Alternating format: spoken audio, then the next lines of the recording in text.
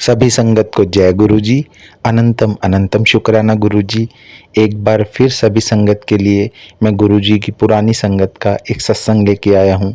आशा करता हूँ आप सभी को सत्संग पसंद आएगा और आपके जितने भी दुख कष्ट हैं सत्संग सुन के कट जाएंगे और आपको आपके प्रश्नों का भी उत्तर मिल जाएगा।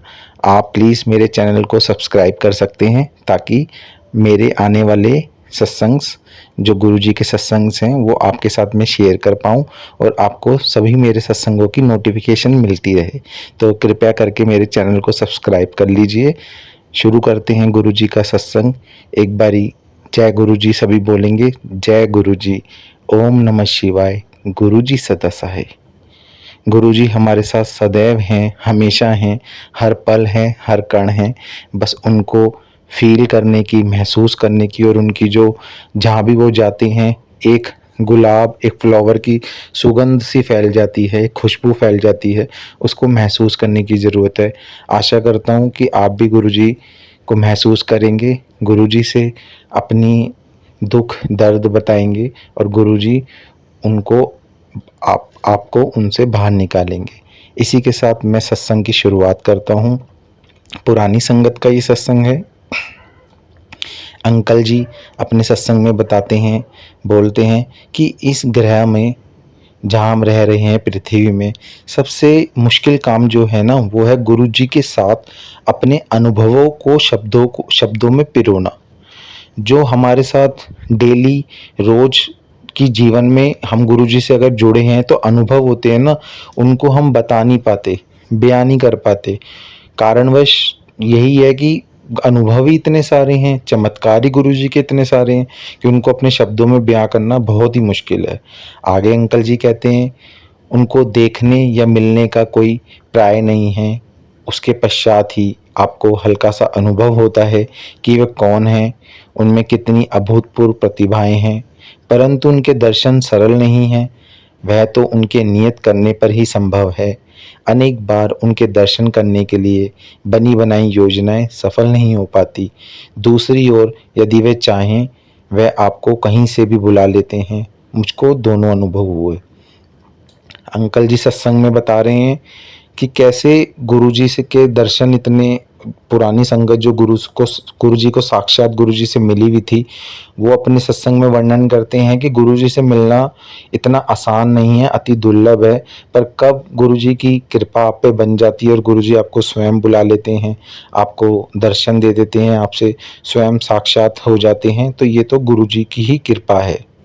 गुरुजी का भक्त बनने के कुछ दिन उपरांत ही मैंने अपनी अनुभूतियों को अपने उन मित्रों से बांटा जिनके साथ मैं प्रतिदिन 18 से 20 घंटे बिताया करता था। अपना एक्सपीरियंस अंकल जी अपने मित्रों के साथ शेयर करते थे जब वो गुरुजी से मिले उसके पश्चात। आगे अंकल जी बताते हैं कि उन सबको यह सुनकर बहुत अचंभा हुआ और उन्होंने गुरुजी से मिलने की आशंका व्यक्त करी। उनकी इच्छा के अनुरूप और मेरी उनको गुरुजी के दर्शन कराने की चाहत किसी न किसी कारणवश 6 माह तक टलती रही। वह दर्शन करने में असमर्थ रहे। उनके जो मित्र थे वो दर्शन नहीं कर पाए गुरुजी के, जो उनकी इच्छा थी कि भाई गुरुजी से मिलें, क्योंकि वो गुरुजी का नित्य उनके सामने वर्णन करते थे कि गुरुजी कौन हैं, कैसे गुरुजी चमत्कार करते हैं, कैसे आपको दुखों से बाहर। तो हर कोई जो है गुरुजी से मिलना चाहेगा, हर कोई अपने दुख दर्दों को दूर करना चाहेगा। तो अंततः जब यह संभव हुआ तो अपने जीवन के हर पहलू पर गुरुजी की दया पाकर वह अति कृतार्थ हुए। फाइनली वो गुरुजी से मिले, उनके सभी मित्र अंकल जी के, और वो मिलके बड़े कृतार्थ हुए और उनको जीवन में जो है काफ़ी ज़्यादा संतुष्टि प्राप्त हुई। अंततः गत्वा गुरुजी ही अपने पास बुलाते हैं। इसे एक दिन गुरुजी ने परोक्ष में कर दिखाया। मैं बाहर जहाँ पर वाहन खड़े किए जाते थे वहाँ पर अपने एक मित्र की प्रतीक्षा कर रहा था। एक कार वहीं पर आकर धीमी हुई और यह सोचकर कि मेरा मित्र इसी कार में है, मैंने उसे एक खाली स्थान का मार्ग दिखाया। तब मैंने देखा कि उसमें मेरा मित्र न होकर एक नव दंपत्ति यात्रा कर रहे थे। उन्होंने शालीनता से प्रश्न किया कि क्या यही नशा रेस्तरां के लिए कारें खड़ी करने का स्थान है। मैंने क्षमा याचना करते हुए उन्हें बताया कि वह स्थान तो इसी मार्ग पर कुछ और दूरी पर है। यह स्थान संगत की कारें खड़ी करने के लिए है और मैं वास्तव में अपने एक मित्र की प्रतीक्षा कर रहा था। इस संवाद के पश्चात वह जो नव दंपत्ति था वह अपने मार्ग पर आगे चले गए। थोड़ी देर में वह नवदंपत्ति वापस आए और उन्होंने जानना चाहा कि क्या वह गुरुजी के दर्शन कर सकते हैं। उन्होंने मेरे से ये प्रश्न किया। मैं हैरान रह गया। यह वह नवदंपत्ति अपने नियोजित संध्या एक आमोद प्रमोद के स्थान पर न बिताकर एक गुरु के मंदिर में व्यतीत करना चाहते हैं, जिनके बारे में अभी कुछ मिनट पहले ही सुना था। उन्होंने गुरुजी के दर्शन का लाभ उठाया और बहुत ही संतुष्ट होकर गए। गुरुजी किस प्रकार से अपने भक्तों को अपने पास बुलाते हैं वो तो गुरुजी ही जानते हैं। कब कैसे किसको ब्लेसिंग्स देनी है ये गुरुजी अपने आप ही डिसाइड करते हैं और अपने आप ही ब्लेसिंग्स सभी अपने भक्तों को बारी बारी से देते हैं। संगत जी आगे अंकल जी अपना सत्संग शेयर करते हुए बताते हैं कि जब से मैंने गुरुजी के पास आना प्रारंभ किया, हर दर्शन में एक विशेष आनंद होता था। उनके यहाँ पर बिताया हुआ समय उस दिन और जीवन का सबसे रोमांचक काल होता था। गुरुजी बहुत कुछ देते हैं, उस लंबी सूची में उनका संरक्षण भी है। गुरुजी की छाया में प्राप्त सुरक्षा अनुपम है। यह मेरे कई अनुभवों से सिद्ध होता है। अंकल जी का कहना है कि जब भी वो गुरुजी से मिलते थे उनको काफ़ी अच्छा महसूस होता था, पॉजिटिविटी आती थी और गुरुजी से मिलके उनको बहुत अच्छा लगता था। गुरुजी उनको उनके सभी दुखों को, सभी प्रश्नों को और सभी दुखों को हल लेते थे और उनको अपने सभी प्रश्नों का आंसर मिल जाता था। हमें गुरुजी के पास आते हुए कुछ मास ही हुए थे, कुछ महीने ही हुए थे जब मुझे एक दिन अत्यधिक ज्वर हो गया। यद्यपि मैं औषधियाँ कम ही लेता हूँ, उस दिन मुझे एक अति प्रबल औषधि लेनी पड़ी, परंतु ना उससे लाभ हुआ ना ही मस्तक पर गीला कपड़ा रखने से। मेरी माँ ने तब मुझे अपने पास रखने के लिए गुरुजी का एक चित्र दिया। एक चित्र को रखते हुए मेरी ज्वर कम हो गया और तापमान सामान्य पर पहुंच गया। गुरुजी के चित्र ने मुझे तुरंत लाभ पहुंचाया। तो संगत जी मैं आपको यहाँ पे बताना चाहूँगा कि कितना बड़ा अपने आप में चमत्कार है ये। सिर्फ एक संगत का या सिर्फ ये जो अंकल अपना सत्संग सुना रहे हैं सिर्फ इनका ही नहीं, काफ़ी जो है मैं सत्संग में काफ़ी सत्संग जो है गुरुजी के सत्संग में जाता रहता हूँ, तो वहाँ पे मैं जो है संगतों के एक्सपीरियंस सुनता हूँ, कई अंकल आंटी के सत्संग सुनता हूँ। उसमें उन्होंने कईयों ने अपना बयां किया है कि हमको कोई दिक्कत थी, परेशानी थी, जब हमने गुरुजी का स्वरूप अपने पास रखा या अपने सामने रखा या अपने समक्ष रखा तो हमारी वो जो दिक्कत, जो पीड़ा है, जो शारीरिक पीड़ा है, जो परेशानी है, जैसे अंकल जी ने बताया कि मेरा ज्वर उतर गया और मेरी बॉडी बिल्कुल नॉर्मल हो गई, तो वो सब चीज़ें जो हैं रियल में होती हैं। बस सच्ची श्रद्धा से आप गुरुजी को मानिए, गुरुजी पे विश्वास रखिए, गुरुजी पे आस्था रखिए।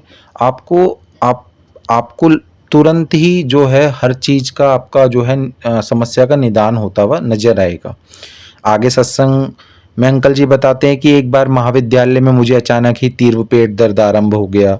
उसके साथ ही मुझे उल्टी भी हो गई और जी मितलाना भी आरंभ हो गया। जब तक मेरे मित्र मुझे लेकर पहुँचे, मेरे माता पिता गुरुजी के यहाँ जा चुके थे। मेरे 2 मित्रों ने मेरे पिता के वापस आने तक रुकने का निर्णय लिया और मेरी बिगड़ती स्थिति देखकर उन्होंने मेरे पिता को फ़ोन किया। चूँकि 1 घंटे तक उनके लिए प्रतीक्षा करना उपयुक्त नहीं लगा, वह मुझे पास के एक चिकित्सालय में ले गए। मेरा परीक्षण करने के बाद चिकित्सक ने मुझे 2 इंजेक्शन और कुछ औषधियाँ देकर घर जाकर विश्राम करने को कहा, किंतु उससे मुझे कोई लाभ नहीं हुआ। उधर मेरे पिता ने गुरुजी को मेरी स्थिति से अवगत किया और शीघ्र जाने की आज्ञा ली। गुरुजी ने उन्हें मुझे 1 गिलास जल में नींबू का रस डालकर पीने को कहा। मैंने वैसे ही किया। मेरे माता पिता के घर पहुंचने तक मैं ठीक हो चुका था। संगत जी यहाँ पे मैं आपको अपना एक्सपीरियंस बताना चाहूँगा कि आप यकीन नहीं करेंगे, ये सिर्फ मैं एक लिखा हुआ सत्संग बोल रहा हूँ।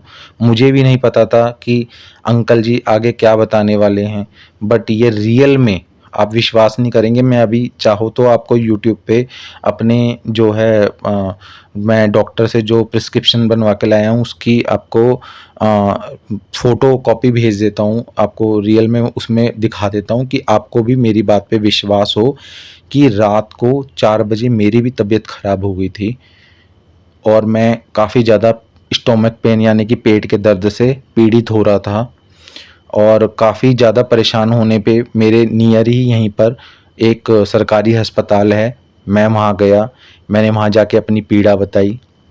मुझे पेट दर्द और लूज़ मोशन लग गए थे। ये बात कल रात की है। तो क्या होता है कि वो उन्होंने मुझे वहाँ पे 2 इंजेक्शन लगाए और कुछ दवाई दी खाने को लूज़ मोशन रोकने के लिए। मैं वो लेकर दवाई खाकर और इंजेक्शन लगा के अपनी बाइक से अपने घर आके लेट गया, बट मुझको उससे आराम नहीं मिला। मेरे रूम में मतलब हमारा जो बाहर रूम है वहाँ पे हमने गुरुजी का दरबार लगाया हुआ है। मैंने हाथ जोड़ के गुरुजी के दरबार में गुरुजी के समक्ष अपनी बात रखी कि हे गुरुजी, दवाई लेने के बाद इंजेक्शन लगाने के बाद भी मेरी तबीयत ठीक नहीं हो रही है। तो आप यकीन मानिएगा, मैंने भी जैसे अंकल जी ने बताया अपने सत्संग में, मैंने भी ये सत्संग आपके साथ जो शेयर कर रहा हूँ, इससे मेरी आप ये देखिए कि इससे मेरी बातें और इससे मेरा कितना सब कुछ मैच हो रहा है। मतलब मैं अपने आप में हैरान हूँ कि मैंने आके नींबू तो नहीं लिया, बट मैंने नमक, चीनी और पानी का घोल बनाकर पिया और गुरुजी से प्रार्थना करी और आप यकीन मानोगे सुबह तक मैं स्वस्थ हो गया। तो ये अपने आप में ही एक अलौकिक, एक अद्भुत चमत्कार है। ये बोलते हुए भी और आपको ये बताते हुए भी ना मेरे रोंगटे खड़े हो रहे हैं कि ये रियल में मेरे साथ कल रात को हुआ और आज मैं बिल्कुल ठीक हूँ। इसलिए मैंने कल आप सभी के साथ सत्संग शेयर नहीं करा क्योंकि मेरी तबीयत ठीक नहीं थी। रात को मेरी तबीयत ख़राब हो गई थी। सुबह गुरुजी ने मेरे को बिल्कुल ठीक कर दिया। तो ये अपने आप में ही एक बहुत बड़ा अचंभा है, अपने आप में ही बहुत बड़ा चमत्कार है कि जैसे अंकल जी ने बताया कि कैसे अंकल जी ने जो है नींबू पानी लिया और बिल्कुल वो ठीक हो गए। तो ये अपने आप में ही एक चमत्कार है, अपने आप में ही एक दिव्यता है गुरुजी की। और सेम मेरे साथ हुआ, मेरी भी कल रात को तबीयत ख़राब थी। इंजेक्शंस लगाने के बाद, दवाई लेने के बाद मेरी तबीयत ठीक नहीं हुई और मैंने सिर्फ़ नींबू ना लेकर मैंने सिर्फ़ नमक और चीनी ठंडे पानी में डाल के पिया और गुरुजी से सिर्फ़ प्रार्थना करी और आप यकीन नहीं मारेंगे सुबह तक मेरा पेट और मेरे लूज़ मोशन जो मुझे लगे हुए थे बिल्कुल ठीक हो गए। तो जय गुरुजी, अनंतम अनंतम शुक्राना गुरुजी, ओम नमः शिवाय, गुरुजी सदा सहाय। सच्ची श्रद्धा से मांगोगे तो गुरुजी सब कुछ देंगे आपको। आगे सत्संग मैं जो है और आपको आप आगे सत्संग बढ़ाता हूँ। गुरुजी को सबके भूत और वर्तमान का ज्ञान है। हमारी दृष्टि तो परिसीमित है और आगे क्या होने वाला है उसका हमें ज्ञान नहीं। पर एक बार गुरुजी की शरण में आने के पश्चात और अपना जीवन उनको सुपुत्र करने के पश्चात वह भविष्य का भी ध्यान रखते हैं। एक बार गुरुजी ने मेरे पिता को बताया कि मेरी माँ और मेरे ऊपर संकट आने की संभावना है। गुरुजी को कुछ आभास हुआ होगा, वह उससे बचाव के लिए उपाय कर रहे होंगे।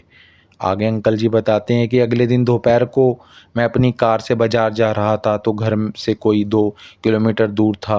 मार्ग में एक ही बड़ा चौराहा था, उसके पार करते हुए मेरी बाईं ओर से आती हुई एक मोटरसाइकिल ने ज़ोर से कार को मारा। कार को ऐसा झटका लगा कि वह फिसल कर मार्ग के बीच में बने हुए विभाजक में जा टकराई। मेरे ऊपर कांच के छोटे-छोटे टुकड़े टूटकर बिखरे हुए थे। मैंने जब सामने के कांच को देखा तो वह साबुत था। फिर मुझे आभास हुआ कि वह टुकड़े खिड़की के टूटने से बिखरे थे। मैं उतरकर मोटरसाइकिल के पास गया तो उपस्थित भीड़ मेरे साथ साफ सांत्वना कर रही थी, यद्यपि मैं बड़ी गाड़ी चला रहा था। मैंने चालक के नंबर लिए उसके कुछ मित्र आकर उसे ले गए। मैंने भी आगे जाने का निर्णय लिया। मुझे लग रहा था कि कार शुरू नहीं होगी, पर पहली बार ही चाबी घुमाने पे वह चालू हो गई। मैंने बाजार जाकर अपना कार्य पूरा किया।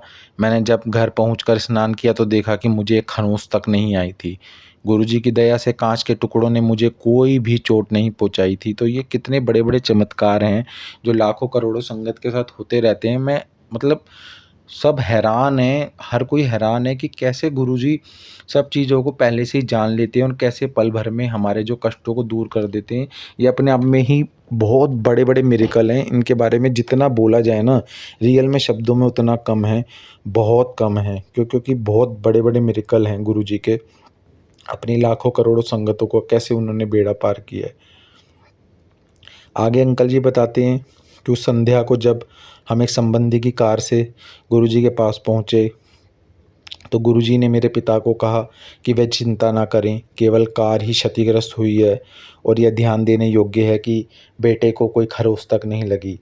कार को देखकर कोई यह विश्वास नहीं कर सकता कि उसके चालक को कोई चोट नहीं लगी है। कार को बहुत ही अधिक नुकसान हुआ था। उसका पूरा बायाँ हिस्सा बदलना पड़ा और उसके ठीक होने में 1 सप्ताह का समय लग गया। केवल गुरुजी हैं जो मुझे 100% सुरक्षा दे सकते हैं। आगे अंकल जी अपना सत्संग में बताते हैं कि शीत ऋतु में एक संध्या को गुरुजी के यहाँ जाते हुए जब मैं कार चला रहा था, अचानक ब्रेक ने काम करना बंद कर दिया। यद्यपि यह नोएडा से दिल्ली आते हुए गहन यातायात में हुआ होता तो निश्चित ही घातक होता, पर यह घटना एक लाल बत्ती पर हुई जब कार बहुत ही धीमे थी। आगे मार्ग तक आ जाने के बाद हम ना तो वापस जाकर कोई और व्यवस्था करने की स्थिति में थे, ना ही आगे बढ़ सकते थे। उस समय शाम के 7:30 बज रहे होंगे, अंधेरा हो गया था और ठंडा मौसम होने के कारण किसी मैकेनिक के मिलने की कोई आशा भी बहुत कम थी। परंतु हमें एक मिस्त्री मिल गया जो घर जाने वाला था। उसने सहायता भी करी। कार की बैटरी से बत्ती लगाकर वह कोई आधा घंटे तक दोष ढूँढने का विफल प्रयास करता रहा। अंत में मेरी बहन आरती ने गुरुजी से विनती करी कि जिससे हमें उनके दर्शन में और देरी ना हो। ठीक उसी समय कार के दोष का पता लग गया। शीघ्र ही कार ठीक हो गई। हम गुरुजी के दर्शन के लिए राह पर चल पड़े। जब हम गुरुजी के दर्शन के लिए जाने लगे थे तो मैं कार चलाना सीख रहा था, पर कभी भी नोएडा की सीमा को पार नहीं किया था। अतः मेरे पिता दोनों दिशाओं में कार चलाते थे। ये नोएडा और दिल्ली के यातायात में एक दिशा में 20 किलोमीटर से अधिक का मार्ग था। उनको एक बार कार्यवश चंडीगढ़ जाना पड़ा और हमारे पास उनके वापस आने तक गुरुजी के पास जाने का कोई विकल्प नहीं था। मैं हिचक रहा था, पर माँ और बहन के प्रोत्साहन पर जब मैंने पिता से अगले दिन गुरुजी के पास कार में जाने की आज्ञा मांगी तो उन्होंने तुरंत हामी भर दी।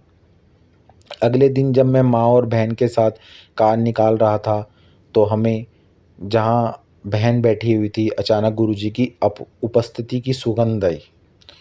उस दिन जब तक मैं कार चलाता रहा गुरुजी की उपस्थिति बनी रही, लौटते हुए भी यही रहा। जैसे ही कार को घर पर खड़ा किया, उनकी सुगंध लुप्त हो गई। गुरुजी अपना भक्तों का ध्यान रखते हैं। उनके पास जाते हुए उनकी उपस्थिति न केवल उनकी दया और स्नेह के चूक थे, उन्होंने हमारी रक्षा भी करी और मेरा उत्साहवर्धन भी किया। अनंतम अनंतम शुक्राना गुरुजी।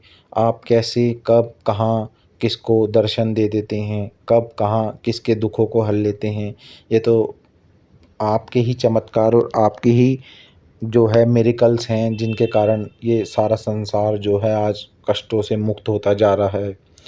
तो ओम नमः शिवाय गुरुजी सदा सहाय मंत्र हमेशा जो है आप जाप करते रहिए, इससे भी आपके सारे कष्ट कटेंगे और गुरुजी साक्षात आपके सामने आपको दर्शन देने आएंगे। ओम नमः शिवाय गुरुजी सदा सहाय। आगे अंकल जी बताते हैं कि जब हमने गुरुजी के पास आना आरंभ किया, मैं 10वीं कक्षा में था। मैंने 12वीं कक्षा विज्ञान विषयों के साथ करी थी। विचार यह था कि एक वर्ष में इंजीनियरिंग विद्यालयों की प्रवेश परीक्षाओं के लिए अध्ययन करूंगा। साथ ही मैंने दिल्ली विश्वविद्यालय में विज्ञान स्नातक पाठ्यक्रम में भी प्रवेश पा लिया था। उसी समय मैंने कुछ परीक्षाओं में अनुभव हेतु बिना पढ़े प्रयत्न भी किया। परिणाम इस स्तर के नहीं थे कि मुझे नोएडा या आसपास के विद्यालयों में भी प्रवेश मिल सके। मैंने घर से दूर रहकर नहीं पढ़ना चाहता था। कुछ विद्यालयों में संपर्क स्थापित करने पर उन्होंने प्रवासी भारतीय छात्राओं वाले स्थान लेने का सुझाव दिया, जिनके लिए अत्यधिक व्यय आता है। अतः मैंने 1 साल अध्ययन कर तैयारी करने का निश्चय करा। कुछ माह व्यतीत हो गए। चूँकि कुछ स्थान अभी भी रिक्त थे, उत्तर प्रदेश के छात्रों के लिए विशेष प्रवेश परीक्षाएँ हुईं, परंतु इसमें भी वही प्रवासी भारतीय छात्रों वाली कथा दोहराई जा रही थी। एक दिन गुरुजी ने मेरे पिता को बुलाया और कहा कि तुम्हारे पुत्र को प्रवेश मिल गया, प्रसन्न रहो। मेरे पिता को इस कथन का अर्थ समझ में न आने पर उन्होंने गुरुजी का धन्यवाद किया और घर आ गए। अगले दिन मेरे पिता ने मेरे विद्यालय के घर लौटने पर मेरे से पूछा कि क्या मैं ग्रेटर नोएडा में एक यंत्र के विभाग में पढ़ना चाहूँगा। उस दिन तिथि 14 नवंबर थी और प्रवेश 10 नवंबर को बंद हो चुके थे। भाव विभोर होकर मैंने तुरंत हामी भर दी। मैं अपने पिता के साथ महाविद्यालय के कार्यालय में गया और समस्त कागज पत्र दिए। मुझे अगले दिन से कक्षाओं में आने के लिए कहा गया। वापस घर आते हुए मेरे पिता ने मुझे पूरा वृतांत सुनाया। कैसे प्रातः उनके एक मित्र ने उन्हें फ़ोन करके तुरंत महाविद्यालय के कार्यालय में बुलाया। जब मेरे पिता वहाँ गए तो उनके एक प्रपत्र भरवा कर गुजरी हुई तिथि का चेक देने को कहा था। कुछ राशि मात्र 24,000 रुपये थी, जिसमें से 19,000 फीस के थे और शेष लौटाई जाने वाली सुरक्षा राशि के लिए था। उस स्थान पर सबसे कम व्यय था और हमें घर से बुलाकर प्रवेश दिया गया था। जब मैंने पिता को गुरुजी के कथन का अर्थ सम तब मेरे पिता को गुरुजी के कथन का अर्थ समझ आया। ऐसी है गुरुजी की माया। देख लो कि गुरुजी को सब पता होता है, भूत भविष्य, कि कब आपके सामने क्या होने वाला है, कब आपके साथ कहाँ क्या घटने वाला है। गुरुजी सबकी सबका ध्यान रखते हैं, सबका ध्यान रखते हैं संगत जी, और सबको जो है संगत जी, सबको जो है अपना आशीर्वाद प्रदान करते हैं, अपनी ब्लेसिंग्स प्रदान करते हैं। प्रत्येक व्यक्ति जो गुरुजी के पास आता है, उसे गुरुजी की अनुकंपा किसी न किसी रूप में अवश्य प्राप्त होती है और यह विशेष वर्णन योग्य है। आशीष, योगेश और मुकेश, जो अंकल जी अपने मित्रों के यहाँ पे नाम बता रहे हैं, कुछ प्रारंभिक बाधाओं के पश्चात उनको गुरुजी के दर्शन हुए, उनके कमल चरणों में स्थान मिला और कुछ एक्सपीरियंस भी हुए, कुछ अनुभूतियाँ भी हुईं। हमारे महाविद्यालय में छमाही सत्र होते थे। अनुत्तीर्ण होने पर 1 वर्ष के अंतराल पर पुनः उस सत्र की परीक्षा दे सकते थे, परंतु यदि उत्तीर्ण होने के लिए 10 अंकों तक की आवश्यकता होती थी, वह दे दिए जाते थे। योगेश के 11 नंबर कम थे, अतः नियमानुसार उसे 1 वर्ष की हानि होती। 1 माह उसे बहुत परेशान रहना पड़ा क्योंकि उसे अगली कक्षा में आने की अनुमति नहीं मिली। एक दिन उसने गुरुजी से सहायता के लिए प्रार्थना करी और ऐसा करते करते वह सो गया। जब वह सोकर उठा तो वह अपने स्वप्न को लेकर प्रसन्नित पर असमंजस में था। उस समय उसने हमें कुछ नहीं बताया।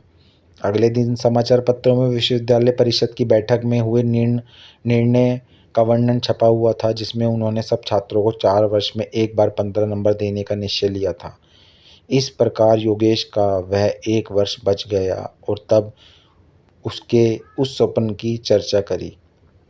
संगत जी, मैं आपको बताना चाहूँगा, कई बार गुरुजी हमें सपने में आके बहुत कुछ बता जाते हैं और अक्सर वो सभी चीज़ें हमारे साथ जो है हमारे दिनचर्या में, हमारे रोज़ के दिनचर्या में घटित भी हो जाती है। तो ये भी एक गुरुजी का चमत्कार है, ये भी एक गुरुजी की ब्लेसिंग्स हैं, जो गुरुजी किस रूप में कब, कहाँ, कैसे आपको ब्लेसिंग्स कर जाएँ। तो ये भी गुरुजी इस रूप में, मतलब इस तरीके से भी ब्लेसिंग्स देते हैं। प्रति सत्र में परीक्षाओं से पूर्व हम गुरुजी के दर्शन की अभिलाषा रखते थे। मैं अपने परिवार के कारण उनके दर्शन सरलता से कर लेता था, परंतु मेरे पितरों को उनके दर्शन के लिए विशेष प्रयास करना पड़ता था। आशीष पर गुरुजी के दर्शन के विशेष प्रभाव होता था। दर्शन के उपरांत वह अपने सब विषय पार कर जाता था। यदि दर्शन नहीं हो पाते थे तो वह 1 या उससे अधिक विषयों में रह जाता था और उनमें पुनः परीक्षा देनी पड़ती थी। गुरुजी की कृपा से विद्यालय से निकलते ही मुकेश हनीवेल नामक एक अति प्रसिद्ध कंपनी के में कार्यरत हो गया। वहाँ पर उसका प्रशिक्षण काल 1 वर्ष का था। उस अंतराल के बाद वह अति उत्सुकता से अपने स्थानीयकरण की प्रतीक्षा कर रहा था, परंतु जब 2 माह उपरांत भी यह नहीं हुआ, तो वह गुरुजी के पास 14 अप्रैल 2005 को गया। उसने गुरुजी के दर्शन कर प्रसाद लिया और चला गया। अगले कार्य दिवस 16 अप्रैल को उसने अपने स्थायी होने की सूचना प्राप्त हो गई। वास्तव में गुरुजी अपने आशीर्वाद से सब संभव कर देते हैं। अगर जहाँ गुरुजी हैं, जहाँ गुरुजी के ऊपर विश्वास है, वहाँ आपके सभी कार्य संभव हैं और वहाँ पे कुछ भी असंभव नहीं है। सच्ची श्रद्धा से एक बारी गुरुजी से माँग के देखिए, वो ज़रूर, ज़रूर, ज़रूर पूरी होती है। आगे अंकल जी बताते हैं कि मुझे तीसरे अर्धवार्षिक सत्र में एक विषय में 30 अंकों के स्थान पर केवल 19 अंक मिले थे। यह चौंकाने वाली घटना थी, क्योंकि परीक्षा के उपरांत जब मैंने अपने अंक जोड़े थे तो मुझे सरलता से उत्तीर्ण हो जाना चाहिए था। यह मैंने अपने अभिभावकों को बताया और साथ में यह भी कहा कि यदि इस समय मेरे केवल 19 अंक आए हैं तो संभवतः मैं इस विषय में कभी भी उत्तीर्ण ना हो पाऊँ। मेरे पिता ने जब यह बात गुरुजी को बताई तो उन्होंने पुनः निरीक्षण का आवेदन करने की सलाह दी। अगले दिन मैंने वही किया। उसके अगले दिन विद्यालय के किसी विद्यार्थी के अंकों को बदले जाने की सूचना थी। मैं तुरंत उस महाअध्यापिका के पास गया तो मेरा नाम सुनकर उन्होंने कहा कि अब मेरे अंक बदलकर 53 हो गए हैं। अति प्रसन्न होकर मैंने पुनः निरीक्षण का आवेदन वापस ले लिया और गुरुजी का हार्दिक धन्यवाद किया। बाद में हमें पता लगा कि संपूर्ण राज्य में जहाँ 120 के आसपास महाविद्यालय हैं और प्रत्येक में कहीं 100 विद्यार्थी, कहीं केवल 5 विद्यार्थियों के अंक परिवर्तित हुए थे और सबसे ऊपर की ओर संशोधित सबके ऊपर की ओर संशोधित नहीं हुए थे। गुरु कृपा से मैं अत्यंत भाग्यशाली था। मेरे इन थोड़े से अनुभवों ने गुरुजी की असीम क्षमता और निस्वार्थ भाव से अपने अनुयायियों को सदा आश्रय देने की परंपरा दृष्टिगोचर होती है। जब भी कोई भक्त अपना व्यथा में गुरुजी से प्रार्थना करता है, गुरुजी सदा उसकी सहायता करते हैं। मूल सार यही है, यह जीवन गुरुजी को समर्पित कर दें। वह तो प्रेम और स्नेह के अंतहीन स्रोत हैं। प्रार्थना करता हूँ कि उनकी हितकारी दृष्टि सदा हम पर बनी रहे। सदा हम अपने चरणों में गुरुजी हमें स्थान दें। ओम नमः शिवाय। गुरुजी सदा सहाय। यहीं पे अंकल जी अपने सत्संग की समाप्ति करते हैं।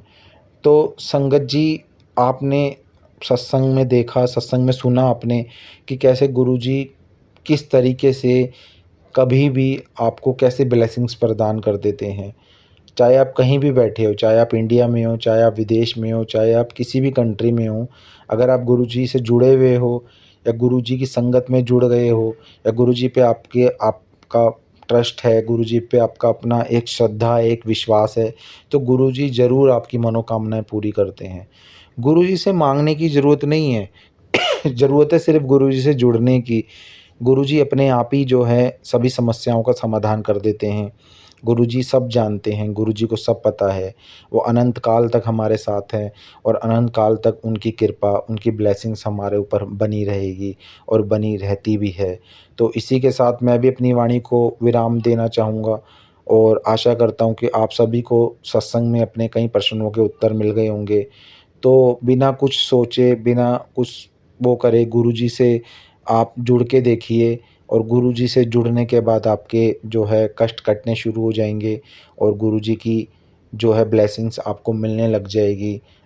सभी संगत को जय गुरुजी, अनंतम अनंतम शुक्राना गुरुजी।